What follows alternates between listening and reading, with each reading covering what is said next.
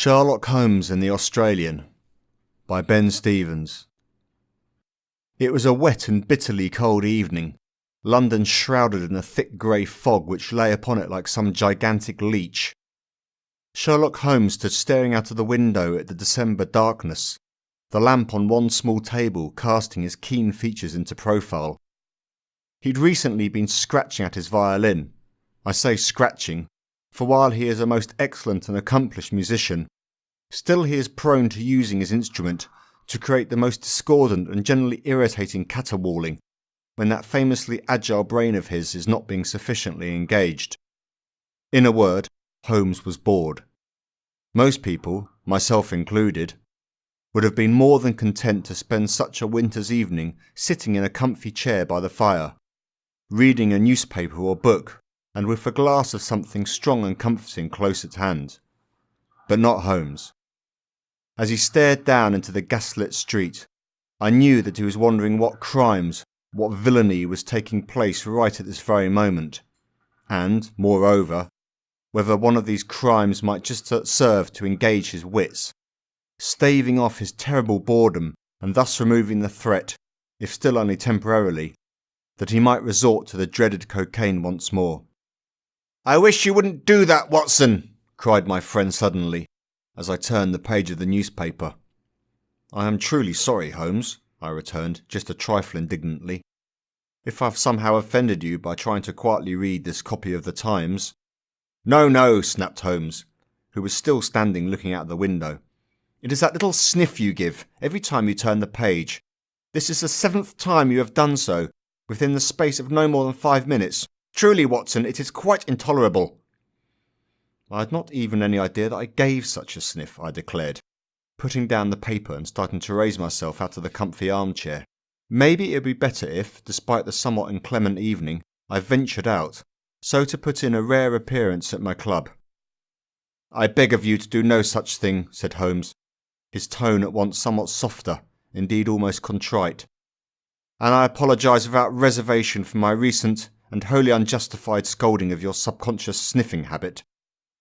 But you see, Watson, if you were to leave me, well, I fear that I might again reach for that syringe which you so despise, if we are to speak plainly." "In that case, I am staying right here," I said firmly, sitting myself back down but leaving the copy of the Times folded on the small table where I had just placed it. "Come now, Holmes, why not have a seat, fill your pipe, and I shall pour you—" At once, the most tremendous clattering of feet sounded upon the stairs just outside our rented rooms. Holmes turned sharply away from the window, his eyes at once lighting up. "There are few people whom the Honourable Mrs. Hudson would allow to enter at such an hour, far less to charge in such a manner up the stairs to our humble quarters," he declared, verily rubbing his hands together with discernible satisfaction. "This must surely be young Wiggins, the captain, as it were, of those keen-eyed street urchins whom I've come to call the Baker Street Irregulars." Holmes had hardly any need to tell me this, for I had already recognised Wiggins' distinctive footfall. There had been a time when the entire contingent of the Baker Street Irregulars had invaded 221B Baker Street, so to report their latest gleaned nugget of information. But Holmes had put a stop to this. Now it was to be Wiggins, and Wiggins alone, who visited England's most famous private detective. There came the knock at the door, and at Holmes's terse command, "Come!" it opened. Wiggins entered, his manner deferential while his sharp brown eyes flashed his unusual intelligence. I did not need my famous friend to tell me that this boy was headed for great things in life, for all his humble origins. "What is it, Wiggins?" asked Holmes.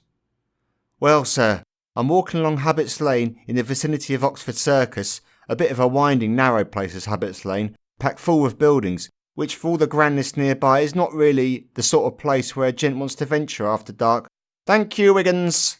I am well aware of just where Habit's Lane is situated, and also that it is not the most convivial of places, both in the daytime and certainly not at night," said my friend tersely. "Pray tell me what exactly has caused you to visit me at such an hour. Something has occurred in Habit's Lane, I assume?" "Yes, Mr. Holmes, sir, it most certainly has," returned Wiggins readily, carelessly dropping his H's here and there in the customary manner of the London street urchin. "Murder, Mr. Holmes, murder." A gent sitting in the back room of one of the narrow little houses there, with his throat cut." "I see," said my friend, and there was no disguising the almost devilish look of satisfaction which now lay in his eyes. "Anything else?" "Yes, sir," nodded Wiggins enthusiastically. "Seems a copper was passing by when he heard a proper kerfuffle coming from inside this place, and what with the front door being already open, he stepped inside to see what was happening. This man, the murderer no doubt, comes suddenly out of nowhere, clocking the copper a good 'un in one eye, and then taking off while the copper falls to the floor." "How come you know all this, Wiggins?" demanded Holmes. "'Cause I was passing right by when Lestrade, Inspector Lestrade, and some other coppers turned up, and I hear Inspector Lestrade giving the copper what got biffed a proper dressing down. 'Call yourself a police officer,' he tells the copper, Lestrade that is. 'Armed with a stout truncheon and unable to apprehend a fleeing murder suspect, you are a disgrace to the force.' This copper just keeps saying sorry like in this low voice, 'Yes, thank you, Wiggins, and what next?' Well, sir, I'm hugging the fog and the shadows at the front of the house, just earwigging, when Lestrade comes out and happens to see me. I figure he's about to clip me round the ear and send me packing, when he takes a closer look at me boat and clocks that it's me, that is Wiggins, leader of Mr. Sherlock Holmes's Baker Street irregulars. Course, he's seen me before, in your distinguished company, sir." "Boat?" I murmured, wondering what on earth Wiggins had just meant by saying this word. "Short for boat race," said Holmes casually. "It's Cockney rhyming slang for face. It's possible to have an entire conversation using such slang, which will be quite unintelligible to anyone who is not fully conversant with it. For example, most policemen. This is, of course, the primary point of it. As such, I've already ensured that I'm fluent in it, as it were. Now, Wiggins, another bob on top of your usual wages is owed, I suppose, for your time and effort so far this evening. I assume Lestrade sent you to come and fetch me?" Wiggins nodded, although his expression was less than enthusiastic as he surveyed the shilling my friend was offering him. "He did, sir," returned the urchin with a meaningful cough, "but if I might be so bold, sir, I thought any information concerning a murder was worth 21 bob, begging your pardon, like Mr. Holmes, sir. A guinea to be paid upon presentation of a vital piece of evidence or clue which leads to the satisfactory resolution of a case," said Holmes in a ringing tone, as the chastened Wiggins nodded and quickly took the proffered coin.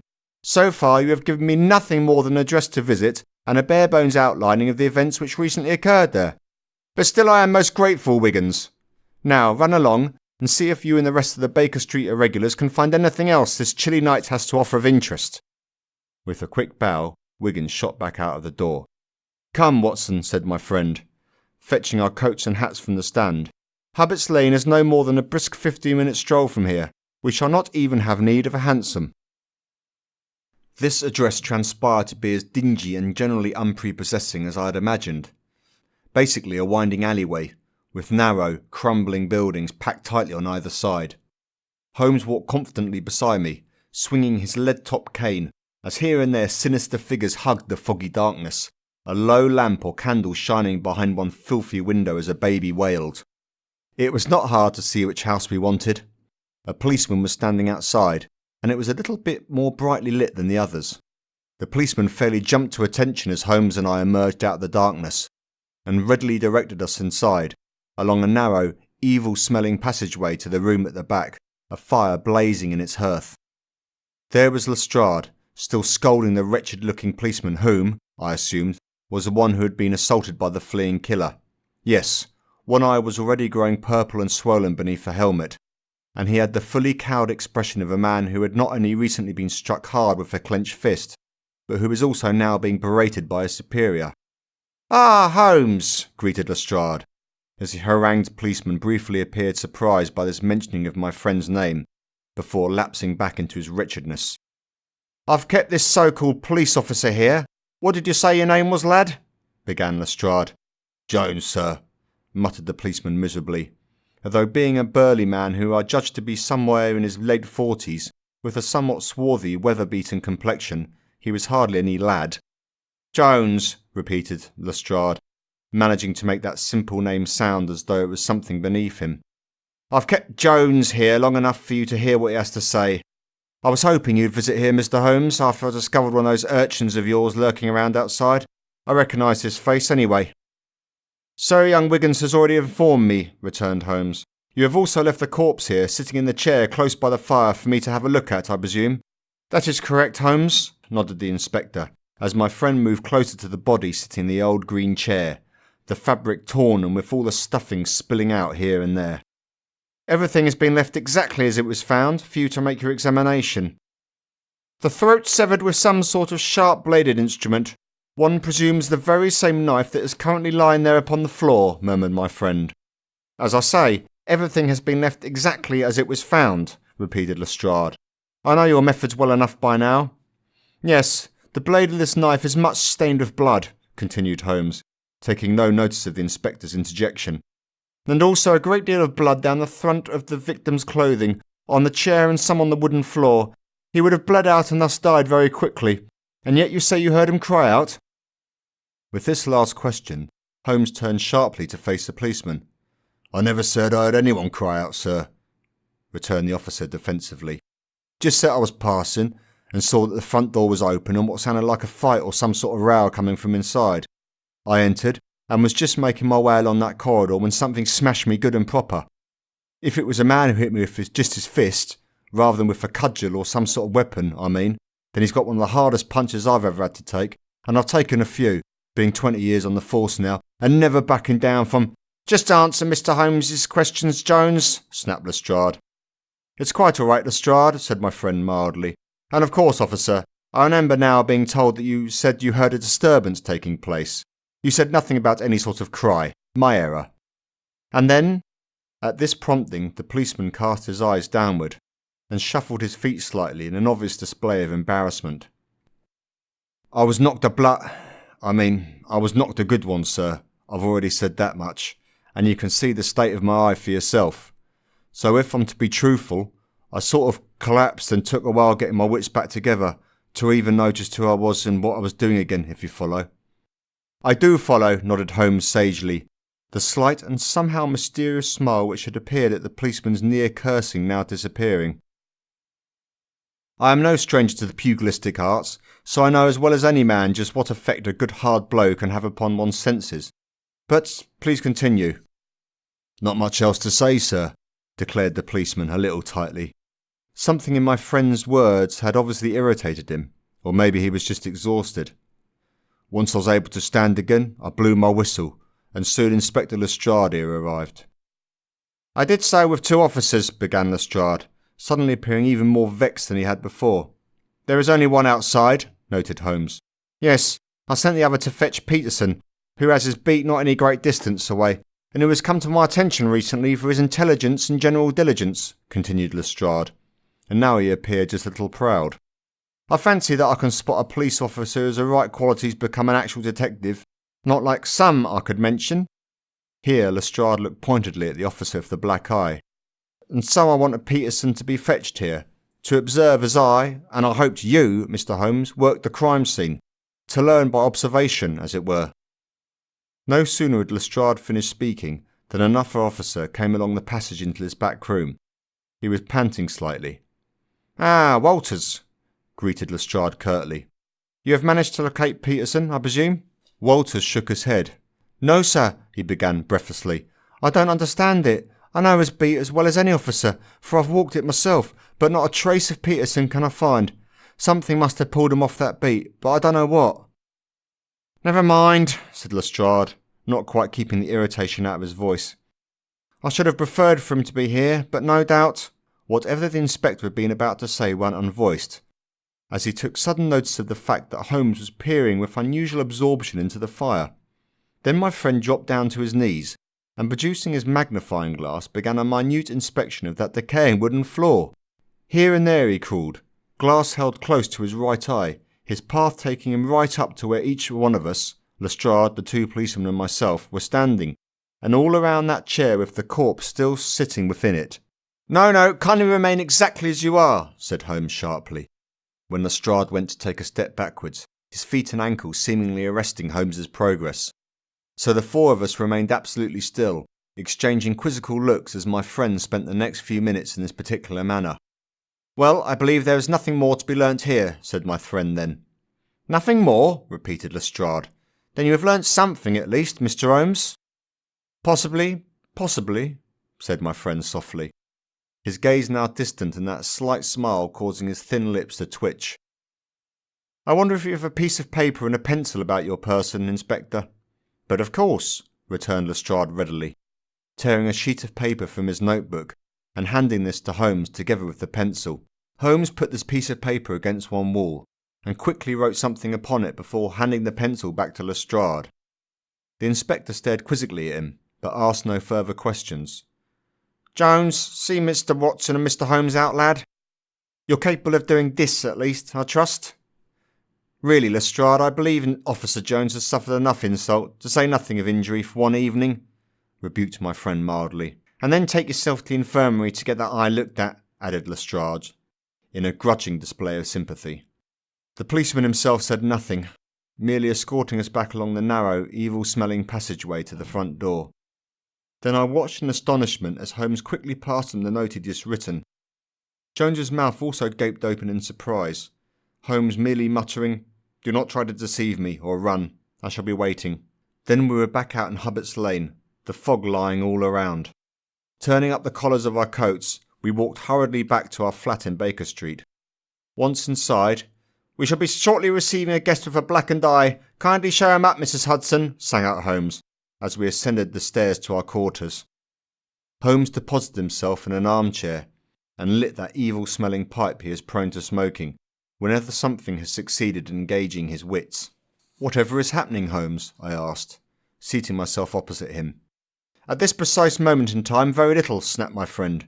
We have merely to await the arrival of Officer Jones. You suspect he's not a real policeman, I suggested. I know he is nothing of the sort, returned my friend readily. But no more questions, Watson, I beg of you, until this man makes his arrival here. I fell silent, my friend sitting there smoking, his sharp eyes now hooded and distant. Some 30 minutes later there came the ring of the bell downstairs, and a few moments later Mrs. Hudson was showing in Officer Jones. But no longer was that man wearing a police uniform. He was instead wearing a good grey suit beneath a thick coat of excellent quality, a gold watch chain hanging from one pocket. Only that black eye detracted slightly from his rather gentlemanly air. "I've come at your request, Mr. Holmes," he said, that voice still low and gruff. He held up the note Holmes had scribbled. "You wrote down your address and said that you might save me from the gallows if I make a clean breast of everything. But if I have to swing for killing Gilbert, then so be it. I was congratulating myself on a plan well done until you happened to come along." "And would you then have returned to Australia?" asked Holmes. Jones started. "How can you possibly know all of this?" he demanded. "By merely taking notice of all those little details which Lestrade always succeeds in so spectacularly overlooking. Namely, your somewhat swarthy appearance speaks of a number of years spent in a hot clime, yet you do not have the characteristic bearing of a soldier, such as Watson here, who received his tan while serving in Afghanistan. When I realised your deception, I also realised that you must have served a fierce desire for revenge for a considerable number of years. This man Gilbert had betrayed you in some way. Then you happened to almost blurt the curse word bloody, which is used far more freely as a general expletive attributive in Australia than it is here, even among members of the English criminal class. So, although you have not acquired any particular accent, your tanned skin and use of a certain curse word strongly indicated that you have spent some time in Australia. And why would you have gone there, if not as a convict sentenced to transportation? And why would you have gone to such lengths to murder Gilbert, if he had not in some way been responsible for you being captured for some crime, and thus sentenced to penal servitude?" Jones's glowering expression now registered slight admiration. "Very good, Mr. Holmes, very good. I'd heard of you already, of course, so maybe I shouldn't be surprised to hear you say such things." My friend's expression at once became severe, and waving away Jones's words of faint praise, he said, "But if anything has happened to that policeman named Peterson, who so mysteriously disappeared from his usual round this evening?" Jones stared sternly back at Holmes, saying, "Yes, I took that man's uniform, but I give you my word that he's perfectly safe, though I had to crack him across the back of the neck as he passed by an alleyway where I was lurking, and I dragged him inside a room I'd already rented, trussing him up and leaving him on a bed covered with a blanket. He'll be warm enough, though I dare say he'll have a slight headache when he awakens. He'll call out for help, of course, and someone will come quickly to free him. I happened to attach a small bag stuffed with money to the rope securing his hands, as some recompense for what he suffered this evening. These last words quite failed to displace my friend's rather severe expression. "I am beginning to wonder whether I shouldn't have just turned you straight over to Lestrade," said Holmes shortly. "Pray give me the shortest possible account of what took place this evening, after you knocked this officer named Peterson unconscious, before tying him up and stealing his uniform. I realise my actions don't paint me in the best possible light, but at least I'm being honest," said Jones with a shrug. "But for your interference, I'd now be on my way up to Liverpool to get first-class passage aboard the Champion when it sets sail to Sydney in 2 days' time. A far cry, I'm sure you'll agree, from my first trip to Australia as a wretched convict wrapped up in chains and sentenced to 10 years penal servitude. I'd Gilbert to thank for that. Yes, for together we'd hatched a plan to snatch the wages being transported every 6 months by train from London to Brighton, to pay the salary of the employees who worked at that branch of the banking firm named Dyer's. It was quite some £5,000, and with Gilbert saying he'd nobbled the jack who rode in the carriage carrying the wages, it only needed me to be able to crack open the safe that they were in. "Nobbled the jack," I repeated helplessly. "Gilbert had successfully corrupted the guard accompanying the wages to turn a blind eye, for a suitable payment naturally, as the safe was being broken open by Jones here," translated Holmes briskly. It was Gilbert who'd found out about the wages being transported in the first place. "For, of course, such a fact was a closely guarded secret," continued Jones. "Or at least, so Gilbert claimed. And what with me being the top cracksman in London, he'd need of my services. I'll pass over the details of all the planning, bargaining and the like, for we spent many an evening talking in low voices, before it was finally agreed that I get a little less than half the sum we intended to steal. And at the very last moment, before the train set off and with the assistance of the nobbled jack, I was stowed aboard the carriage transporting the safe. As the train rumbled along, I got to work. It was a Chubb safe, and they're meant to be pretty well uncrackable, but to a man with my reputation. In short, I got it open, and then the door swung open to reveal that it was completely empty inside, and then I felt the barrel of a Barker being shoved into the back of my skull. "I am Inspector Stark of the Metropolitan Police," says the man who pretended to be the nobbled jack. "You under arrest for," and he says the rest of his piece. Turns out that bloody Gilbert was an informer for the old Bill. They caught him red-handed supplying Barkers, revolvers, and other illegal weapons to a criminal gang a few years earlier. But he kept his freedom by promising to become a turncoat, tricking poor mugs like me into committing some supposed crime, for which we could then be caught and arrested. Like I say, I was probably London's finest cracksman. What a relief it would be for the forces of law and order to finally get me behind bars. And in fact, they actually went one better, sentencing me to 10 years penal servitude in Australia. I was put with the other poor sods aboard the Marlborough, which arrived some weeks later at Port Arthur, Tasmania. We were put to work logging and stone cutting. There was only one 30-metre wide connection to the mainland, which was fenced and patrolled by guards, and also dogs which were intentionally kept half-starved. When I tell you that one convict disguised himself with the stinking hide of a kangaroo, in an attempt to make it across this so-called neck, you'll understand how sheer desperation can make a man cunning and resourceful. But still the guards lined their rifles at him, fooled by his disguise but just thinking they bagged themselves some roo meat, and just before they opened fire he shouted out who he was. For that little ruse, he got 150 lashes of the whip. Whipping was a common punishment, together with bread and water rations, and isolation cells where you were kept hooded and in complete silence. Many a man went mad that way. But I worked hard, and I kept my head down. Soon I was one of the most trusted of all prisoners. I got extra rations, tobacco. I was made foreman of a large logging team, and even managed to earn a little money for my efforts. I also made the contacts which would prove invaluable to me, when the day came that I was finally given my freedom. It was far more common for a released convict to stay in Australia and try to make something of him or herself than it was for them to attempt the long journey back to England, where they would forever be viewed with suspicion and contempt by all around them, and especially by the forces of law and order, who might well find in them an easy target to stick some unsolved crime on. Anyway, I made my way to the city of Sydney, where it was said that a man with a bit of pluck and determination might well make something of himself. No one there liked to ask too many questions concerning a person's past history anyway. I started a trading firm, which soon saw me importing and exporting everything from medicines to timber. I rose to become one of the wealthiest, most successful men in all of Sydney, running a company which employed no less than 100 men and women, many of them former convicts. I also spent such free time as I had, operating what was basically a charity, helping former convicts who'd fallen on hard times, giving them food, shelter and advice. But always, I'd secretly nursed a desire for revenge. To finally confront that bloody Gilbert and have him at my mercy. To wrap my hands around his throat and squeeze the very life from out of his body. This desire burnt in me as fiercely as any flame. And finally the day came when I knew that I had to act upon it, or else it would simply drive me mad. So I booked passage back to England and quickly ran Gilbert down to that hovel he was living in. I followed him without him realising, and so quickly learnt that he lived alone, was largely friendless, and also, from his constant coughing, that he was in pretty wretched health.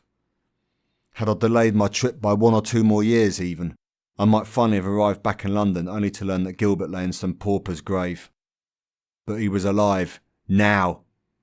And as I planned on just how I might deal with him, I also realised that I wanted to spite the forces of law and order, who'd so comprehensively stitched me up, as you might say, with the pantomime of that false wages snatch.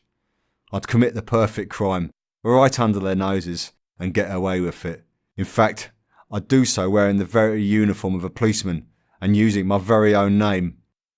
So this evening, when it was dark and foggy, and I knew that Gilbert was alone in that hovel of his, sitting there coughing his guts up before a fire at the back of the house, I decided to act. I'd already worked out just where to ambush that copper, and had rented a small room right nearby where I could stash him. No one was around as I cracked him across the back of his neck with a piece of pipe, and carried him up to this room, it has its own door, where I undressed him and tied him up, covering him with a blanket on a bed, like I've already said. I figured he'd be out for a good couple of hours, long enough for me to do what I needed to, anyway, before he came round and started yelling his head off for help. Putting his uniform into a bundle, and stashing this suit and jacket I'm wearing now behind a wall nearby, for when I was all done, I chucked the police uniform away somewhere it wouldn't immediately be found. I then made my way to Gilbert's house. I burst into that room where he was sitting, and he recognised me in a flash for all the years that had passed. For all his bad health, he was quick, I'll give him that. He went for me with that knife of his, and when I'd knocked it out of his hand, he smacked me a good one in my eye. He was meant to have been a tidy minute man, a boxer, back in his youth. But it still didn't knock me quite as giddy as I made out to that inspector earlier. I got hold of him, and I swear a strange kind of mist came down over my eyes, so that although I know it was certainly me who shoved him back in his chair before slitting his throat, I've no actual recollection of doing so. Well, the clothes I was wearing, just a shirt and trousers in spite of the cold, were spattered with his blood. So I took them off and chucked them on the fire. The flames quickly burnt them to ashes. I put on the policeman's uniform, and I went outside to report what I'd found, quickly making up some pony about a mysterious assailant who caused my black eye. Pony? I questioned. Pony and trap, Watson. Cockney rhyming slang again, returned Holmes. On this occasion it rhymes with... Well, I shall leave that to your own imagination, he finished, as Jones, in spite of the circumstances, gave a slight grunt of laughter. The fire burnt up your clothes, but not the few metal buttons of your trousers, which I happened to notice as I stared closely into the hearth, continued my friend. Also, you did not change your boots, Jones, the same ones you're still wearing now, in fact. As I performed my apparent investigation of that decaying wooden floor, using my magnifying glass, and with my suspicions concerning your guilt already aroused, I took the opportunity to secretly examine your footwear, and they were flecked with blood. Only very slightly, so that the naked eye could not possibly have observed this staining against black leather from even the slightest distance away. But still, they had surely been worn when the murder had been committed. There was no other way of explaining the characteristic pattern of this flecking. Jones nodded. Very clever of you, Mr. Holmes, I'm sure, he said, and there was certainly now admiration in that gruff voice. I didn't see the need to take the copper's boots as well as his uniform, anyway. They looked too small for my feet, though his uniform fitted well enough, fortunately, and my own footwear looked pretty similar anyway. Besides which, when all's said and done, who really pays that much attention to a man's shoes anyway? "Details, Jones, details," said Holmes seriously. "Despite your tan skin and your penchant for using a certain curse word and the metal buttons in the fire, I might not have connected all the points of this case together quite so quickly had I not detected the blood upon your shoes." "I could hardly have slung 'em on the fire like I did my shirt and trousers, though, could I now?" retorted Jones. "They'd still be burning yet." "Quite so," conceded Holmes. "But as for now, what, pray, do we do now?" "If you wish to summon that fool of an inspector, go ahead," shrugged Jones. "At least it wasn't him who rambled me, anyway. Whether I swing or not, I still have got one over on the old bill, for it was you who rambled what I was up to, Mr. Holmes, not them. And there's no shame in losing the game to such a man as yourself, even if it winds up costing me my bloody neck." "You are still engaged with this charity of yours, there in that faraway Australian city of Sydney?" asked Holmes thoughtfully. Appearing briefly surprised by this sudden question, Jones then replied, "Very much so. Actually, these past few years almost more so than with my actual business. I've made more than enough money to be able to please myself, and also to try and assist others."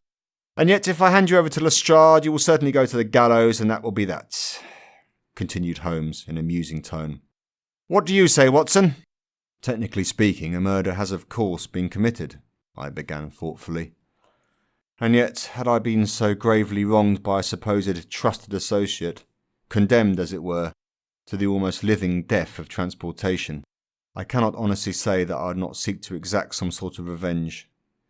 And when passions run so high—" "You have also gone on to make something of your life, and to use this good fortune to help others, moreover," declared Holmes, staring keenly at the well-dressed man. "You are capable of violence, that much is obvious. Yet I cannot honestly say that you are a bad man. And Watson speaks the truth when he describes the strong desire for revenge any man of honour would carry at having been so grievously wronged." A short silence followed Holmes's words. Then he abruptly clapped his hands together. "Go, Jones," he said tersely. "Leave London tonight and head straight to Liverpool and board that boat. Not without some feelings of reservation, I am giving you your freedom. Lestrade has been presented with all the evidence for an exceptionally simple case, but still he does not see it. It may be that when Peterson awakens and calls for help, Lestrade will suddenly think a little more deeply about this mysterious officer named Jones. But if Lestrade fails to join all the dots together, as I suspect he will not, then see that you are aboard that ship sailing from Liverpool in 2 days' time, and never again return to England." "Thank you, Mr. Holmes, thank you," returned Jones, unable to repress a slight sigh of relief. "Thank you kindly. I'd no intention of returning to this country again anyway. I've long since come to think of myself as being an Australian, after all." As he turned to leave, I said suddenly, "Wait, Jones. This ruse of yours, wearing the police uniform and masquerading as an officer. You said that it was done to mock the police, but who would ever have known this, had your crime gone undetected?" "I intended to leave a letter in the care of my solicitors back in Australia, with strict instructions that it be opened and read only in the event of my death," said Jones readily. "In it, I would leave a detailed account of the crime, to be delivered to every major English newspaper. That, at least, would cause some red faces at Scotland Yard, and also allow the general public to learn just how a former English convict, later turned successful Australian businessman, had obtained his revenge." "I trust that you will do no such thing now," said Holmes gravely. "Of course not. You have the word of Harlan Jones, one of Sydney's most successful and respected men, and, moreover, a true, honest, and upright Australian." "Then I bid you good evening." Jones bowed his head and left the room. A silence fell. I knew Holmes was mentally reviewing all that had taken place this evening, and so in order not to disturb him, I did not speak. Another ring sounded on the downstairs, so that Holmes looked questioningly at me. "Jones has returned?" I said helplessly. "Hardly that, surely," snapped Holmes. Then the door opened, and in entered a rather breathless Lestrade. "Whatever do you think now, Mr. Holmes?" he demanded, waving a hand in negation as I held up the decanter in invitation. Thank you, Dr. Watson, but I'm in the middle of a rather bizarre case at the moment, and I need my wits fully about me. Whatever is the matter, my dear Inspector? Asked Holmes soothingly, guiding the agitated man into a comfy chair. That police officer I happened to mention to you earlier, young Peterson, said Lestrade. Knocked unconscious, his uniform stolen, and left tied up in a squalid rented room, but with a goodly sum of money left with him, as though in compensation for the theft. Whatever do you make of that, Mr. Holmes? I tried to maintain a grave composure, as my friend's own face instantly adopted a baffled expression. Truly perplexing, said Holmes. Whatever can one do with a policeman's uniform? Few things are more traceable, so it can hardly be sold, and of course, with the officer being knocked unconscious and otherwise abused, other members of the force will make determined efforts to catch the assailant. Really, no member of the underworld would wish to stir up such a hornet's nest for such a fundamentally self-defeating crime. And this sum of money being left, you say? Truly bizarre. But hopefully it will provide some consolation to poor Patterson. That money will surely go straight to the Police Widow Society, rather than into Patterson's pocket, snapped Lestrade, rising from the chair. You'll come with me, Mr. Holmes and Dr. Watson. See if you can't help me make head or tail of this truly inexplicable crime. I fear not, said Holmes, stifling a yawn. Today has been rather a full one, and with the murderless evening of that man living nearby. Oh, well, I can't say too much more about that just yet, but it transpires he was rather a shady character, whose treacherous actions in the past may well have led to him having quite a number of possible enemies, said Lestrade guardedly. Doubtless we'll locate a likely suspect sooner or later, and anyway, it's hardly a sort of routine to bother you with, Mr. Holmes, so that I'm now sorry to have disturbed you about it in the first place. You flatter me, said my friend, subtly guiding Lestrade towards the door. By the way, said Lestrade then, his hand upon the handle, who was that man I observed leaving this house? He was departing just as I was approaching. Something of a smartly dressed gentleman. Just a client, said Holmes. You'll understand, Inspector, that I must exercise a certain confidentiality concerning my clients' names. Oh, but of course, said Lestrade quickly. Only this man turned his face away from me as he approached and then passed by. It was almost as though he feared I might recognise him. I'm sure he feared no such thing, said Holmes mildly. Yes, you're probably quite right, Holmes, returned Lestrade wearily. It's been something of a full day for me too, so that I fear my mind isn't quite as sharp as it could be.